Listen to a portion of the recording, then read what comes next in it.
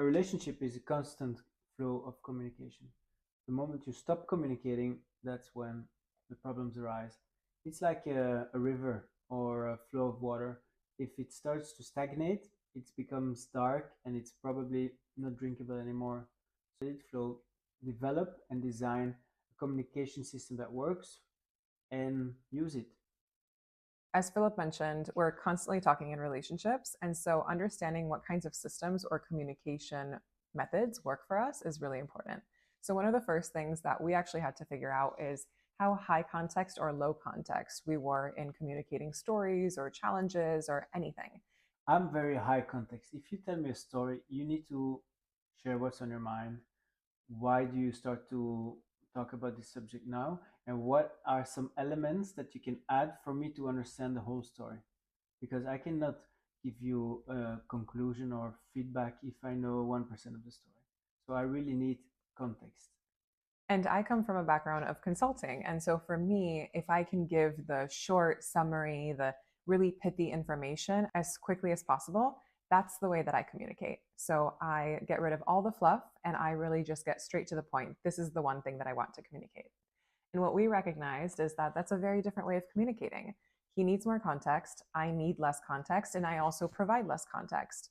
And so over time, I've learned to provide more context. I haven't met him at the super high end of the spectrum where I'm giving so much context, but he also is no longer giving as much context as he used to.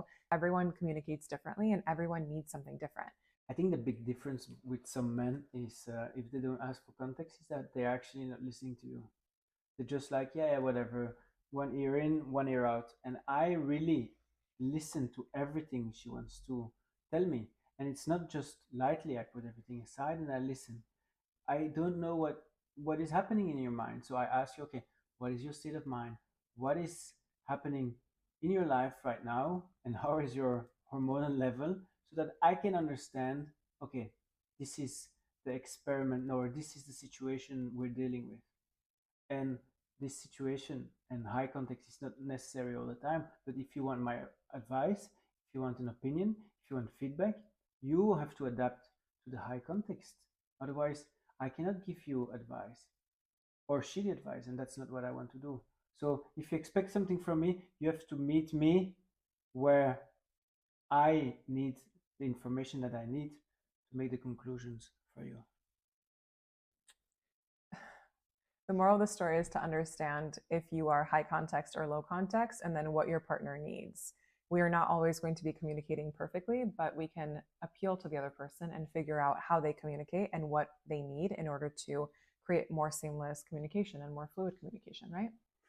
Especially if you need something from the other. It's true. Another thing that's important to talk about is indirect communication versus direct communication. Some people like to talk indirectly about things, and other people are very straight to the point, straight shooters. I'm much more of an indirect communicator, also, I think, based on my consulting background and business background, Mm. and because I'm a woman. And Philip is a much straighter shooter. It's very typical for Northern Europe to be very straightforward. Um, you don't lose time with it. And if you assume that nobody has bad intentions, if somebody hurts your feelings or whatever, and you don't assume they have bad intentions, it's okay. You just go on with your life. Otherwise, you have to calibrate and be like, okay, how do I need to package this information so that it arrives very well with this person? And you spend way much more time thinking about how to say it than actually communicating. And you lose so much time. It's so ineffective and it's so tiring. And it's also very masculine to really pay attention on the semantics. And women are more, okay, we want to bring the feeling across. And that's more with a story and not really with communicating super direct. It's different. But when you expect something from me in a clear way, directness is sometimes required. If you can figure out how you communicate best, and if you need direct communication or if you need a little bit more subtle communication that is indirect, I think that's a really important thing to recognize and to understand how you communicate, because Every person is going to communicate a little bit differently, and then every couple is going to communicate differently. But whatever works for you might work really well. And the goal is to identify it as quickly as possible. There is also the processing part of it. For example, if you are in an argument or you're in a deep conversation that is really heated, or even if it's not heated, are you gonna process everything on the spot, or do you need time to really step back and go process it yourself? That's two differences. For me, I really like to process everything on the spot, and for Anna, it's like, okay, I have all the info, I will come back to you.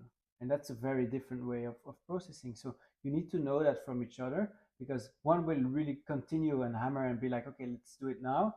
And the other one needs his space. So identify it. Do you need space, or do you have the same way? And do you find a compromise? Because, for example, if Anna says, okay, I will come back to you in 2 days, it's too long. Now we have a compromise. Okay, let me think about it while I sleep, and I will come back to you tomorrow. And the important thing is to come back to it, because otherwise you will lose the track of the communication and you don't believe when your partner will come back to it. This is a topic we're going to address in the near future, conflict resolution, and there are also different ways of applying conflict. When it comes to communication systems, you can also create a system for feedback, so a feedback loop. And we talk about this in one of our videos. It's called the airplane method. And it's essentially a system of repeating back to the person what you heard. And this is typically used in high stakes conversations when something is really important, when you want to make sure that the details are taken care of. And how it works is one person shares how they're feeling or what they're going to be doing around the house or what the plans are for XYZ. And the other person just says, I hear you saying XYZ. So they repeat word for word what they heard.